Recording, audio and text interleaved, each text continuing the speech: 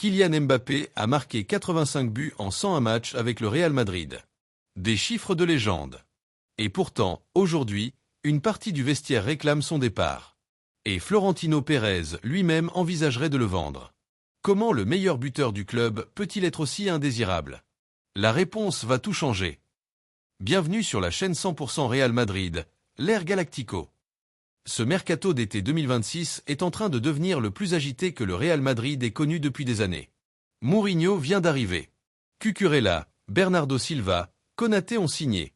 Et maintenant, une question s'impose qui divise toute la communauté madridiste. Et si Florentino Pérez utilisait l'argent d'une vente de Mbappé pour recruter Michael Olise et construire une toute nouvelle attaque autour de Vinicius et Endrick?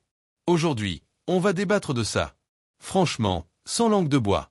Et à la fin de cette vidéo, je veux que tu me donnes ton avis dans les commentaires, parce que cette question-là, il n'y a pas une seule bonne réponse. Si tu suis le Real Madrid et que ce genre de débat te passionne, abonne-toi à l'ère Galactico maintenant, on couvre tout ça en français, semaine après semaine. Et maintenant, parlons foot.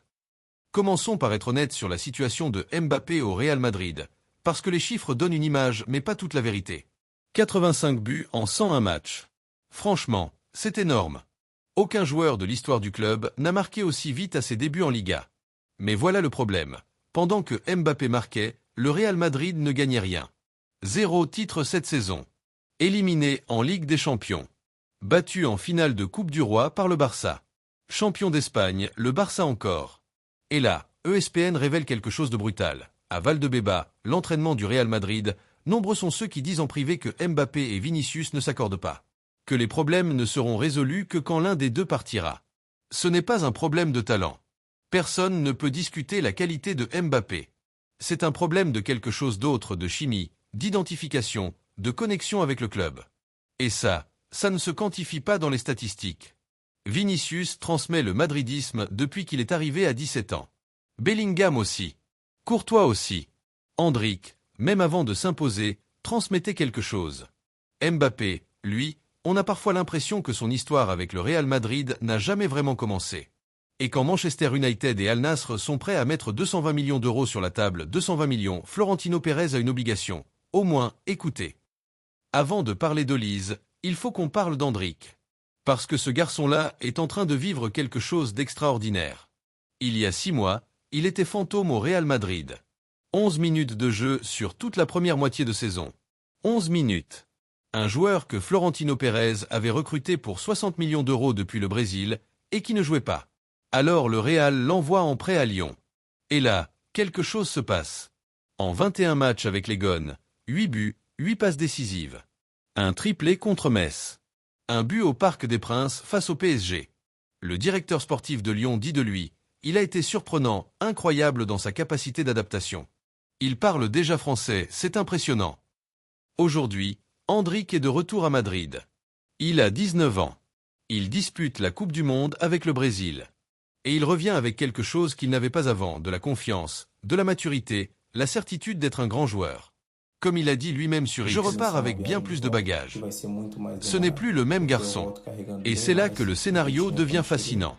Parce que quand tu imagines Endrick libéré dans un système Mourinho, avec un vrai numéro 9 comme rôle central, Cristiano sous Mourinho marquait 40 buts par saison. Drogba marquait. Milito a marqué. Mourinho sait construire une attaque autour d'un attaquant de référence. Et Endrick a exactement ce profil. Et maintenant, parlons de l'homme que Florentino Pérez rêve de recruter depuis des mois, Michael Olise. 24 ans. Français d'origine nigériane et anglaise. En 2 saisons au Bayern Munich, 42 buts, 54 passes décisives en 107 matchs. Élu meilleur joueur de Bundesliga la saison dernière. Et en ce moment, il brille à la Coupe du Monde 2026 avec l'équipe de France, aux côtés de son ami Mbappé, avec qui, ironie du sort, il est peut-être en train de prendre la place. Ce qui me fascine avec Olise, ce n'est pas uniquement ses statistiques. C'est son type de jeu. Dans un football moderne dominé par la vitesse et la puissance, lui apporte quelque chose de différent, de la pause, de la créativité, une intelligence offensive extraordinaire. Il voit des passes que les autres ne voient pas. Il invente des situations là où rien n'existe. Florentino Pérez a toujours été fasciné par les joueurs différents. Zidane était différent. Ronaldinho était différent. Özil était différent. Olise est dans cette catégorie de joueurs, ceux qui font lever les 80 000 personnes du Bernabéu rien que par une feinte. Alors le Bayern dit non, 200 millions minimum. Mais rappelle-toi une chose, le Bayern avait dit non pour d'autres joueurs avant. Et le Real Madrid, quand il veut vraiment quelqu'un, il trouve toujours une solution. Florentino a même étudié une opération avec Brahim Diaz ou Arda Güler inclus dans le deal pour réduire la facture. Ce n'est pas une rumeur, c'est une stratégie de négociation réelle. Alors voilà le scénario qui se dessine. Et franchement, plus j'y pense, plus ça me donne des frissons. À gauche, Vinicius Junior. L'électricité pure. Le déséquilibre. Le mec qui rend les défenses folles juste en recevant le ballon. Sous Mourinho, avec plus d'espace et moins de responsabilité, il devient encore plus dangereux. Au centre, Endrick. 19 ans. Revenu de Lyon transformé.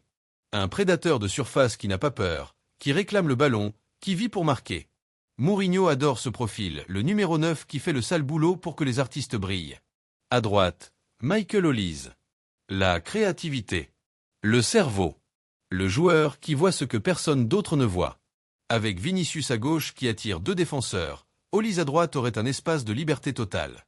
Vinicius le déséquilibre, Olise la créativité, Endrick le but. 3 joueurs jeunes, 24, 19 ans. 3 joueurs avec faim. 3 joueurs capables de grandir ensemble pendant une décennie. Les grandes dynasties ne se construisent pas avec des noms. Elles se construisent avec des joueurs qui sentent l'écusson comme quelque chose de personnel. Vinicius l'a toujours senti. Endrick le sent. Et Olise, un joueur que Florentino compare à une star galactique, j'ai l'impression qu'il n'attend que ça. Alors voilà où on en est. Le Real Madrid est à un carrefour historique. L'ère Modric, Kroos, Benzema est terminée. Une nouvelle ère commence. Avec Mourinho aux commandes, avec un mercato déjà explosif, la question est simple. Mbappé reste et on parie sur sa connexion avec le club. Ou Mbappé part pour 220 millions, et cet argent sert à construire quelque chose de nouveau avec Olise, Vinicius et Endrick. Toi, tu choisis quoi? Dis-moi dans les commentaires. Mbappé ou la nouvelle ère? Abonne-toi à l'ère Galactico, ce débat est loin d'être terminé, et la prochaine vidéo arrive très vite. À la Madrid.